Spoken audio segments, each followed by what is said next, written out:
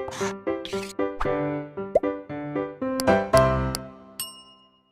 प्यारे बच्चों, कैसे हैं आप लोग। एक बार फिर से मैं अनुपम ब्लूप्रिंट डिजिटल चैनल के माध्यम से आप सभी का हार्दिक वेलकम करता हूं, स्वागत करता हूं। उम्मीद करता हूं आप लोग स्वस्थ होंगे। और पिछली क्लास में किसी भी अवयव का सहखंडज अर्थात एडजॉइंट कैसे ज्ञात करते हैं वो सीखने के बाद आज का जो हमारा सबसे इम्पोर्टेंट वर्ग है वो है व्युत्क्रमणीय वर्ग अवयव ए का प्रतिलोम ज्ञात करना। आज आपको सिर्फ ये 2 पॉइंट दिख रहे होंगे जिस पर हम लोग बात करने वाले हैं, लेकिन स्टूडेंट्स ये अपने आप में काफ़ी टेक्निकल और इम्पोर्टेंट टॉपिक है कि किस तरह से हम व्युत्क्रमणीय वर्ग अवयव ए का प्रतिलोम ज्ञात कर सकते हैं। और उसी कुछ महत्वपूर्ण प्रमेय तथा प्रश्न होनी है, वो भी इसी प्रमेय पे है कि हम वर्ग अवयव का अगर व्युत्क्रम ज्ञात करते हैं तो उसके बाद किस तरीके से उसमें क्वेश्चंस आ सकते हैं बोर्ड पे, हम लोग उसकी बात करने चल रहे हैं। लेकिन स्टूडेंट्स हमेशा की तरह अपनी इस वीडियो को स्टार्ट करने के पहले, इन चीज़ों को समझाने के पहले मैं आपसे रिक्वेस्ट करूँगा कि आप लोग हमारे चैनल को सब्सक्राइब करिए, बेल आइकन का बटन हिट करिए, जिससे आपको और नई नई वीडियोज मिलती रहें और आपकी पढ़ाई सुचारू रूप से चलती रहे। तो चलिए हम लोग स्टार्ट करते हैं व्युत्क्रमणीय वर्ग अवयव ज्ञात करने की विधि। ओके प्यारे बच्चों, तो चलिए आज के दिन की शुरुआत हम लोग करने चल रहे हैं व्युत्क्रमणीय वर्ग अवयव ए का प्रतिलोम ज्ञात करने की विधि। किस किस तरीके से हम किसी भी वर्ग अवयव का प्रतिलोम ज्ञात कर सकते हैं या ये ज्ञात कर सकते हैं कि इस अवयव का प्रतिलोम संभव है या फिर नहीं है। आप उसे प्रतिलोम कहो या व्युत्क्रम कहो, उसमें कोई भी फर्क नहीं है। स्टूडेंट्स इसमें 6 स्टेप हैं, 6 चरण। अगर प्रतिलोम ज्ञात नहीं कर सकते हैं फिर तो 2 चरण में आपका काम पूरा हो जाता है, लेकिन अगर हम प्रतिलोम ज्ञात कर सकते हैं तो 6 चरण में आपका काम कंप्लीट हो पाता है। तो हम बारी बारी से देखते हैं कि वो 6 चरण कौन कौन से हैं जिसकी हेल्प से हम किसी भी दिए गए वर्ग अवयव का प्रतिलोम ज्ञात कर सकते हैं। याद रहे स्टूडेंट, प्रतिलोम ज्ञात करना अर्थात ऐसा अवयव ज्ञात करना जिसकी दिए गए अवयव से गुणा करके एक इकाई अवयव अर्थात आई, जो कि उसी क्रम का होगा जिस क्रम के दोनों अवयव थे 3/3 या 2/2 के, उसे ही हम लोग ए इनवर्स कहते हैं। कुछ भी जो निकालना है उसका निकालने का तरीका ठीक है जो भी होगा, बट एक्चुअली होता क्या है, उसको क्या करना है वो हमें क्लियर होना चाहिए। तो मान लीजिए हमारे पास एक वर्ग अवयव ए है जिसका व्युत्क्रम हमें ज्ञात करना है। बस मैंने एग्जाम्पल के रूप में लिख दिया है a = a11 a12 a21 a22, और आपको इसका ए इनवर्स ज्ञात करना है। तो ए इनवर्स बोलो या उसका व्युत्क्रम बोलो या बेटे आप उसका प्रतिलोम बोलो, तीनों का सेंस सेम है, मैंने क्लियर कर दिया। अब आपको इसके कुल 6 चरण ज्ञात करने होंगे। सबसे नंबर 1 पे क्या है, वर्ग अवयव ए के सारणिक का मान ज्ञात करना है। याद रखना, अवयव ए के सारणिक का मान अर्थात डिटर्मिनेंट जो भी हम लोग निकालते हैं। स्टेप 2, यदि सारणिक ए 0 है, और 2 ही बात होगी, जब आप सारणिक का मान निकालोगे तो या तो 0 होगा या 0 नहीं होगा। पॉजिटिव या नेगेटिव से मेरा यहाँ पे मतलब नहीं है, मतलब सिर्फ इस बात से है वो 0 है या 0 नहीं है। अगर 0 है तो ए एक अव्युत्क्रमणीय अवयव होगा जिसकी परिभाषा आपको बताई जा चुकी है, जिसका प्रतिलोम ज्ञात नहीं कर सकते हैं। तो आपके दूसरे चरण में ये काम पूरा हो जाएगा, because determinant A not equal to 0, it means A inverse not possible. ठीक है स्टूडेंट, और यदि डिटर्मिनेंट ए 0 नहीं है, मीन्स कोई ना कोई मान दे रहा है, अब चाहे वो पॉजिटिव में हो, नेगेटिव में हो, 6 है, 10 है, -20 है, वो फर्क नहीं पड़ता है। तो यदि सारणिक ए का मान 0 नहीं है तो प्रतिलोम ज्ञात करा जा सकता है। और अब ज्ञात करते कैसे हैं, स्टेप 3 में आपको देखना है बेटे, अवयव ए के अवयवों का सहगुणनखंड ज्ञात कीजिए। ठीक है, हर एक अवयव का कोफैक्टर जो मैंने आपको प्रीवियस वीडियो में क्लियर कर दिया है कि सबसे पहले हमें हर एक अवयव का सहगुणनखंड प्राप्त करना होगा। स्टेप 4 में अवयव ए के सहगुणनखंडों से निर्मित अवयव ज्ञात करना होगा।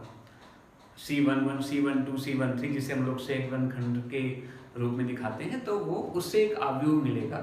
वो अभी मैं एक एग्जाम्पल के थ्रू उसको क्लियर करूंगा कि हम किस तरीके से उसको लिखेंगे बेटे। ओके स्टूडेंट, तो स्टेप 4 आपको क्लियर हुआ, अवयव ए के सहगुणनखंडों से निर्मित अवयव ज्ञात कीजिए। और पांचवें स्टेप में प्राप्त आव्यूह का परिवर्त आव्यूह ज्ञात करो, जो कि एडजॉइंट ए कहलाता है। वो आपने कर भी रखा है कि गुणनखंड से प्राप्त आव्यूह लिखा है, आपने उसका प्रतिवर्त ये परिवर्त आव्यूह ज्ञात किया है, जो आपका एडजॉइंट कहलाया है बेटे। ठीक है, फर्स्ट प्राप्त आव्यूह का परिवर्त आव्यूह ज्ञात करो, जो एडजॉइंट रहेगा। उसके बाद जो सबसे ज्यादा इंपॉर्टेंट है आपका स्टेप 6 स्टूडेंट, वो है A inverse is equal to 1 upon determinant A is equal to adjoint A। अब तक हम लोग एडजॉइंट भी निकाल चुके हैं, डिटर्मिनेंट भी निकाल चुके हैं, तो सीधी सीधी बात करूं तो एडजॉइंट A के सभी अवयवों को अगर मैं डिटर्मिनेंट A से यानी कि आव्यूह A के सारणिक के मान से विभाजित करता हूं, तो इस तरीके से जो प्राप्त आव्यूह है वो दिए गए आव्यूह का परिवर्त आव्यूह कहलाता है। तो अभी हमने परिवर्त आव्यूह निकालने की विधि सीखी है, उसके चरण सीखे हैं। अब मैं एक एग्जाम्पल के थ्रू आपको एक पूरा क्वेश्चन करके दिखाने चल रहा हूँ, जिससे आप A इनवर्स आसानी से याद कर सकेंगे। याद रखना students, it's a very important part, at least कभी कभी 6 मार्क्स में भी आता है, या नहीं तो 4 मार्क्स में तो आता है बेटे।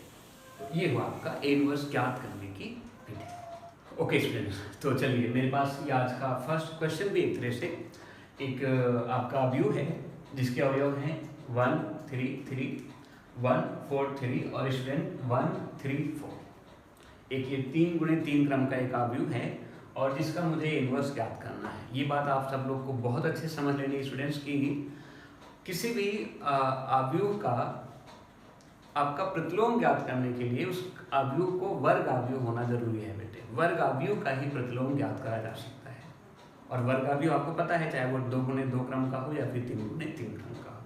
तो ये मेरे पास एक वर्ग आव्यूह है 3 गुणे 3 क्रम का, जिसका इनवर्स ज्ञात करना है। अब आपको चरण के हिसाब से सबसे पहले स्टेप में हमने क्या बताया स्टूडेंट कि सबसे पहले हमें इस आव्यूह के सारणिक का मान ज्ञात करना होगा। ठीक है, तो ये भले आव्यूह में है लेकिन आप सारणिक जैसा ही फिर बिहेव करोगे। तो चलिए सबसे पहले आप निकाल लेते हो। कई बार लोग लिख भी लेंगे कि हाँ भाई अगर ये आव्यूह है तो सारणिक ए इस तरह से वो लिख देंगे कि उसका जो मान होगा वो ऐसे 1 3 3 1 4 3 1 3 4 ये हो जाएगा। और आप नहीं भी करते हो तो सीधा आपको सारणिक ए के मान से मतलब रखना है। ठीक है, इसको मैं हटा देता हूँ। ठीक है, चलिए अब सारणिक ए, ये मैंने आपको किसी भी सारणिक का मान कैसे ज्ञात करते हैं वो अच्छे से सिखा रखा है। मैं कर देता हूँ इसको तेजी से। 1 बाहर स्टूडेंट 16 माइनस 9 माइनस 3 बाहर, ये बेटे आपका कैंसिल हो जाता है 4 माइनस 3 और ये प्लस 3 बाहर हुआ तो ये इसके सामने का स्तंभ, इसके सामने की पंक्ति गायब 3 माइनस 4। ठीक है, अगर आप इसे हल करते हैं स्टूडेंट 16 माइनस 9 7, ये यहाँ पे माइनस एक तो 1 आ जाएगा 1 इंटू माइनस 3 तो बेटे माइनस 3। यहाँ पे देखना बेटे ये क्या होगा माइनस 1 इंटू 3 ये क्या हो जाएगा माइनस 3। तो माइनस 3 क्या हो गया आपका minus 6 7 minus 6 is equal to 1। ठीक है, तो सारणिक ए का जो मान है 1 आया। अब 1 आया 2 आया, उससे ज्यादा इंपॉर्टेंट है कि 0 नहीं आया। तो आपको यहाँ लिखना होगा क्योंकि determinant A not is equal to 0 अतः ए इनवर्स संभव है। चलिए तो पहले तो ये क्लियर कर लिया कि ए इनवर्स निकालना संभव है या फिर नहीं है। अब ज्ञात करते हैं कि हम आगे कैसे चलना है बेटे। सेकेंड स्टेप में हमने क्या बताया था आपको, इन सभी आव्यूह के अवयवों के सह गुणनखंड ज्ञात करने पड़ेंगे बेटे, अर्थात C11 C12 C13। कई बार उसको हम लोग A11 A12 से ही दिखाते हैं, चलो उसी से कर लेते हैं। कुछ लोग C11 C12 C13, कभी कभी A11 A12 A13, तो वो आपको ज्ञात करना होगा। ये एक लंबी प्रक्रिया है। एडजॉइंट निकालने के लिए आपको सभी अवयवों के सह गुणनखंड ज्ञात होना चाहिए। तो A11 करते हैं स्टूडेंट A11। ठीक है, एक को मैं पूरा करके दिखा रहा हूँ, बाकी फिर मैं शॉर्ट फॉर्म में इनको लिखूंगा। A11 स्टूडेंट हो जाएगा हमारे यहाँ पे, ये आपको मालूम है बेटे क्या 1 के साथ ये पूरा कैंसिल बेटे, ये पूरा कैंसिल, ये हो जाएगा हमारा 4 3 3 4। ओके, इसका मान आ जाता है 16 माइनस 9 और ये बेटे आपका 7। ठीक है स्टूडेंट, A12 अगर मैं A12 की बात करूं तो ठीक इसी तरीके से ये धारणा है A12 है तो नेगेटिव आएगा, बात पहले हो चुकी है। -1 की पावर 1 + 2 वहाँ से आपको नेगेटिव मिल जाता है बेटे। ये पूरा स्तंभ गायब, ये पूरी पंक्ति गायब। 1 3 1 4 1 3 1 4 ये क्या आ गया स्टूडेंट? 4 - 3 मीन्स 1, बट यहाँ पे क्या लगा है माइनस, तो उसकी वजह से क्या हो गया बेटे ये -1। ओके स्टूडेंट्स, और इसके बाद अब A13 याद करना है। A13 ये भी आप देख लो बेटे, ये आएगा तो पॉजिटिव, ये इस तरीके से बेटे, ये 1 4 1 3 1 4 1 3 ये आ गया आपका 3 - 4 यानी कि -1। ठीक है स्टूडेंट, अब आप सीधा A21 निकाल दो। ये मैं डायरेक्ट करता में चल रहा हूँ, माइनस सामने लगाना होगा बेटे आपको। ये पूरा है कैंसिल कैंसिल, 12 - 9 क्या बेटे ये देखना है 12 - 9, और सामने माइनस होने की वजह से क्या आ गया ये -3। फिर बेटे A22 ये लो, ये पूरा 4 और यहाँ पे ये कैंसिल बेटे, 4 - 3 ये हो गया आपका 4 - 3, जिसका आंसर 1 आया। और सबसे बाद में अब A23 इसके लिए आपको -1 लगाना होता है स्टूडेंट। यहाँ पे ये पूरा कैंसिल है 3 - 3, तो ये तो रिजल्ट क्या दे गया बेटे 3 - 3 = 0। ओके स्टूडेंट्स, अब हम बात कर लेते हैं किसकी, A31 की। तो A31 है मेरा ये पूरा आपकी पहला स्तंभ गायब, ये लास्ट वाली पंक्ति गायब। यहाँ जाओ बेटे, पहली बात तो पॉजिटिव में रहेगा 9 - 12 9 - 12 क्या आ गया स्टूडेंट -3। A32 यहाँ आपको नेगेटिव लगाना होगा, ये कैंसिल 3 - 3 चलो अच्छी बात है। यहाँ भी क्या मिल गया हमें 0।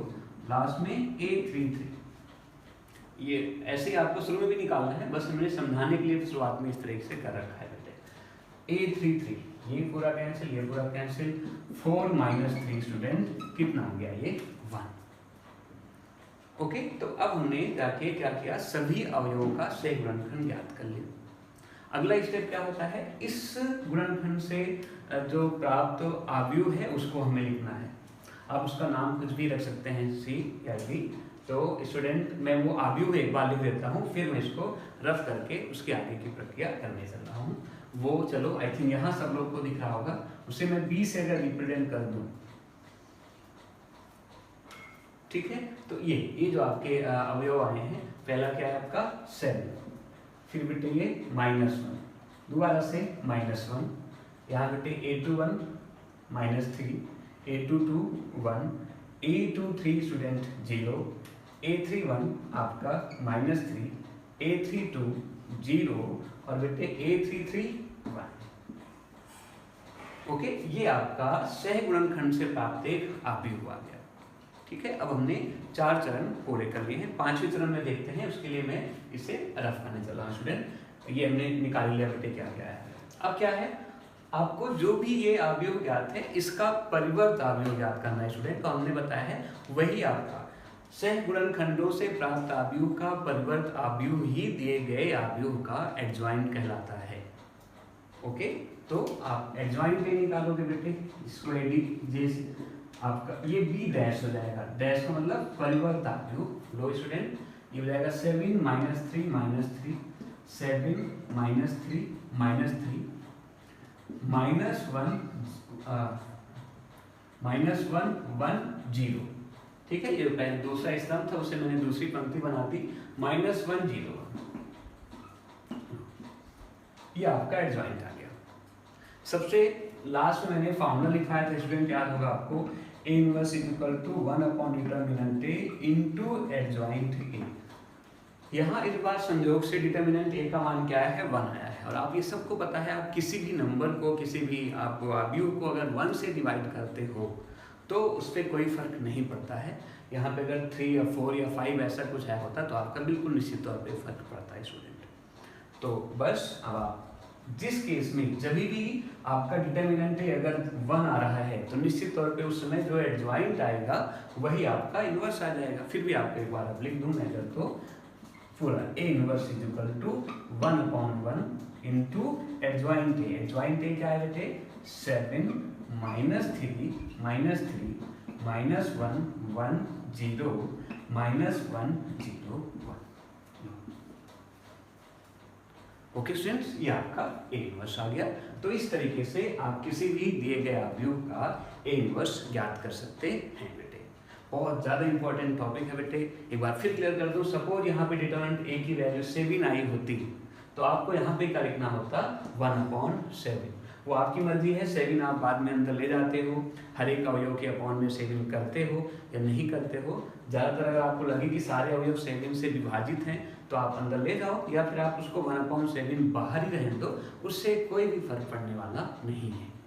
तो ओके स्टूडेंट्स, आई होप आप लोगों ने आज ए इनवर्स ज्ञात करना सीख लिया, उसकी विधि सीखी, उसमें चरण कितने हैं वो आप लोगों ने स्पष्ट किया, और एक पूरा क्वेश्चन करने के बाद कैसे कैसे करते हैं वो भी आपने स्पष्ट किया है। इसके बाद में अभी इन पर कुछ इससे रिलेटेड कुछ प्रमेय होती हैं जो डायरेक्ट हमें याद होना चाहिए, और वैसे भी अब चूंकि बहुविकल्पी क्वेश्चंस भी आते हैं तो आपको कई बार बहुविकल्पी क्वेश्चन में सीधा आपको आंसर पे टिक करना होता है। तो अभी वो सब भी हम सीखेंगे, तब जाके इस क्लास को ओवर करेंगे। चलिए तो स्टूडेंट्स, आज का हमारे लास्ट टॉपिक है ए इनवर्स मीन्स व्युत्क्रम आव्यूह से, किसी भी आव्यूह के व्युत्क्रम से और किस तरह से प्रमेय बन सकती हैं, कैसे कैसे क्वेश्चंस आपको सिद्ध करने के लिए आ सकते हैं, या डायरेक्ट आपको बहुविकल्पीय प्रश्न में फायदा दे सकते हैं। उसके लिए आपको ये 5-6 प्रमेय बिल्कुल हमेशा याद सा रखना है बेटे। सबसे पहली बात है, यदि ए एक n क्रम का व्युत्क्रमणीय आव्यूह है, व्युत्क्रमणीय मीन्स जिसका ए इनवर्स ज्ञात करा जा सकता है, तो स्टूडेंट ये डिटर्मिनेंट एडजॉइंट ए मीन्स आप पहले उसका सहखंडक निकाल रहे हो एडजॉइंट, और फिर उसके सारणिक का मान ज्ञात कर रहे हो, या कि उसी आव्यूह के सारणिक के मान की पावर घात लगा रहे हो n-1। अगर n यहाँ पे 3/3 क्रम का है तो ये रिजल्ट क्या देगा 2 देगा, ठीक है। या अगर ये ऑलरेडी 2/2 का है तो ये सिर्फ डिटर्मिनेंट ए के क्या हो जाएगा बराबर होगा। दूसरी इंपॉर्टेंट बात, जिस तरह से आपने पढ़ा है बेटे, ए डैश का डैश यानी किसी आव्यूह के परिवर्त का परिवर्त वो उसी आव्यूह के बराबर होता है, ठीक है। सॉरी, परिवर्त हमने शायद बोल दिया, ये आप समझ रहे हो इसको, ए डैश का डैश। ऐसे ही किसी भी आव्यूह के व्युत्क्रम का भी व्युत्क्रम करो, फिर दोबारा से व्युत्क्रम करो तो वो वापस उसी आव्यूह के बराबर आ जाएगा। तीसरे नंबर पे ये आपको याद रखना है बेटे, आप किसी आव्यूह का परिवर्त आव्यूह निकालो और फिर उसका प्रतिलोम ज्ञात करो, या प्रतिलोम ज्ञात करके उसका परिवर्त ज्ञात करो, दोनों ही बार समान आपका आंसर होगा, एक जैसा आंसर आने वाला है। ये आपको ध्यान रखना है बेटे। ए इंटू एडजॉइंट ए, किसी भी वर्ग आव्यूह का एडजॉइंट निकालिए और आपको ए से एडजॉइंट ए की मल्टीप्लाई करिए, गुना करिए, जो रिजल्ट आएगा वो हमेशा डिटर्मिनेंट ए इंटू आई के बराबर ही आएगा। आई यहाँ पे आप समझ सकते हो बेटे, आई क्या है, आई आपका इकाई आव्यूह है, उसी क्रम का जिस क्रम का आव्यूह ए है। और सबसे लास्ट में आज की बात, यदि ए तथा बी समान क्रम के दो व्युत्क्रमणीय आव्यूह हैं, चाहे वो 2/2 के हों चाहे वो 3/3 के हैं, तो adjoint A B means A B का जो एडजॉइंट होगा वो adjoint B into adjoint A होगा, इन दोनों के गुणनफल के मान के बराबर आएगा। ओके स्टूडेंट्स, आज यहाँ तक। अब आपका इस चैप्टर में सिर्फ एक और सबसे इम्पॉर्टेंट बात बच रही है, वो है कि हम सारणिक का अनुप्रयोग क्यों हमने सीखा। इस सारणिक को हम कई बार जब 2 से ज़्यादा वेरिएबल होते हैं, x y के साथ साथ z भी होते हैं, और ऐसे 2-2 3-3 समीकरण एक साथ हमें हल करना होता है, तो हम ए इनवर्स का यूज करते हैं। तो एक लास्ट क्लास आपकी बच रही है, और निश्चित तौर पे अगली वीडियो में मैं आपको x y z का मान ज्ञात करने जा रहा हूँ, यानी कि 3 चर वाले रैखिक समीकरण को कैसे हल करते हैं वो हम सिखाएंगे। तो बहुत ज़्यादा इम्पोर्टेंट है, आपको क्लास लेनी है और चैनल को सब्सक्राइब करना है ताकि आपके साथ कोई रुकावट ना ले पाए। साथ में मैं बार बार बोल रहा हूँ बेटे, ये अगर आपको और भी क्वेश्चन चाहिए, एग्जाम्पल चाहिए, डेफिनेशन चाहिए, एनसीईआरटी क्वेश्चन चाहिए, तो आप ये चित्रा प्रकाशन की एक्टिव गणित के नाम से बुक है, आप इसको परचेज करिए, आपको बहुत सारे क्वेश्चन मिलने वाले हैं। Thank you so much.